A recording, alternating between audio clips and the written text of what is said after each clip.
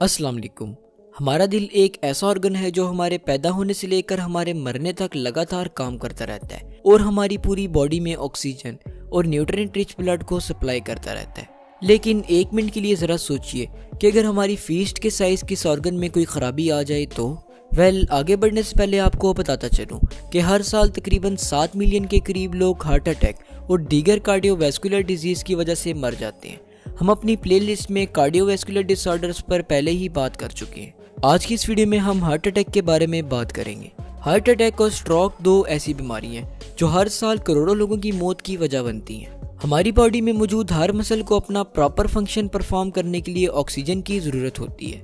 इसी तरह हार्ट भी एक मसल है, इसलिए हार्ट को भी अपना फंक्शन परफॉर्म करने के लिए ऑक्सीजन की ज़रूरत होती है। हार्ट अटैक यानी दिल के दौरे के दौरान हार्ट के मसल्स को ऑक्सीजन नहीं मिलती, जिसकी वजह से वो अपना फंक्शन परफॉर्म नहीं कर पाते।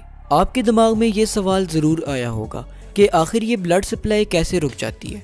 जैसा कि हम सब जानते हैं कि पूरी बॉडी को ऑक्सीजनेटेड ब्लड पहुंचाने वाली वेसल्स को आर्टरीज कहते हैं। पूरी बॉडी की तरह हमारे हार्ट को भी ऑक्सीजनेटेड ब्लड की ज़रूरत होती है।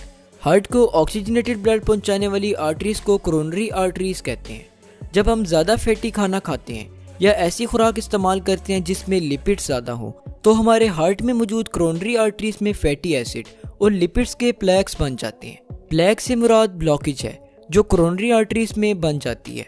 जैसे जैसे हमारी एज बढ़ती है ये प्लेक्स भी बड़े होते जाते हैं और बाज़ औक़ात ये बहुत ज़्यादा हार्ड, चंकी और इन्फ्लेम्ड हो जाते हैं। और जब इनमें से कोई प्लेक रप्चर हो जाता है तो इसके गिर्द फौरन ब्लड क्लॉट बनता है। ब्लड क्लॉट बनने की वजह से पूरी की पूरी कोरोनरी आर्टरी ब्लॉक हो जाती है। कोरोनरी आर्टरी की कंप्लीट ब्लॉकेज की वजह से हार्ट के मसल्स को ब्लड की सप्लाई बिल्कुल रुक जाती है और वो कुछ ही मिनट में डेथ का शिकार हो जाते हैं। इसे मायोकार्डियल इन्फार्क्शन कहते हैं। मायोकार्डियल इन्फार्क्शन का दूसरा नाम हार्ट अटैक है। अगर हार्ट अटैक से डैमेज होने वाले मसल्स का फौरी ट्रीटमेंट न किया जाए तो हार्ट अपना कंप्लीट रिदम लूज कर देता है और कॉन्सिक्वेंटली किसी भी पर्सन की डेथ हो सकती है। चलिए अब बात करते हैं हार्ट अटैक के सिम्टम्स पर। हार्ट अटैक का सबसे कॉमन सिम्टम चेस्ट पेन है। ये पेन ऑक्सीजन की कमी का शिकार मसल्स में होता है। चेस्ट से उठने वाला ये pain left arm, back, abdomen और जॉ तक रेडिएट कर जाता है। यहाँ आपको एक और फैक्ट बताता चलूँ कि ये पेन इतना भी अचानक नहीं होता जितना कि इसे फिल्मों और ड्रामों में दिखाया जाता है। बाज़ औक़ात हार्ट अटैक में नौजिया के सिम्टम्स भी अपेयर होते हैं। नौजिया से मुराद चक्कर आना है। हार्ट अटैक के सिम्टम्स वुमेन और एल्डर्स में लेस प्रोमिनेंट होते हैं। डायबिटीज़ के पेशेंट में हार्ट अटैक का कोई भी सिम्टम अपेयर नहीं होता। हार्ट अटैक के ट्रीटमेंट में एस्पिरिन और नाइट्रोग्लिसरीन इंपॉर्टेंट रोल प्ले करते हैं।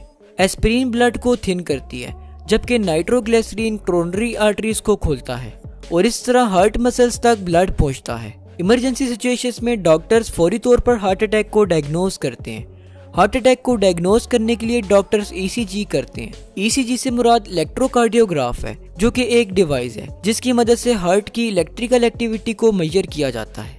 बाज़ औक़ात डॉक्टर्स ब्लड टेस्ट भी करते हैं ताकि हार्ट अटैक को इमीडिएटली डायग्नोज किया जा सके। हार्ट अटैक के ट्रीटमेंट में डॉक्टर्स ब्लॉक आर्टरी को बैलून की मदद से इन्फ्लेट करते हैं और इस तरह आर्टरी रीओपन हो जाती है। कुछ केसेस में डॉक्टर्स मेटल या पॉलीमर से बना हुआ स्टेंट भी पेशेंट की कोरोनरी आर्टरी में इंसर्ट कर देते हैं और इस तरह ब्लड फ्लो स्टार्ट हो जाता है। हार्ट अटैक के सीवियर पेशेंट्स में कोरोनरी आर्टरी बाईपास सर्जरी की जाती है।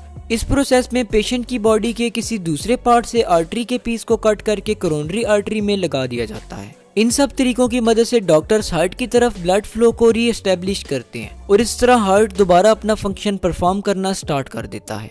अब बात करते हैं हार्ट अटैक की प्रिवेंशन पर। अपना लाइफस्टाइल चेंज करके हम अपनी बॉडी को हार्ट अटैक से प्रिवेंट कर सकते हैं। एक्सरसाइज, हेल्दी डाइट और वेट लॉस हार्ट अटैक के रिस्क को डिक्रीज करते हैं। ऐसी खुराक इस्तेमाल न करें जिसमें सैचुरेटेड फैटी एसिड और शुगर ज्यादा हो। अपनी बॉडी को हार्ट अटैक से बचाने के लिए हमें अपनी डाइट में फिश, वेजिटेबल, चिकन और ड्राई फ्रूट्स वगैरह शामिल करने चाहिए। इसके अलावा तंबाकू भी हार्ट अटैक के रिस्क को बढ़ाता है, इसलिए हमें तंबाकू बिल्कुल भी यूज नहीं करना चाहिए। हमें हेल्दी एक्सरसाइज करनी चाहिए, खुश रहना चाहिए और अपनी नींद को भी पूरा करना चाहिए।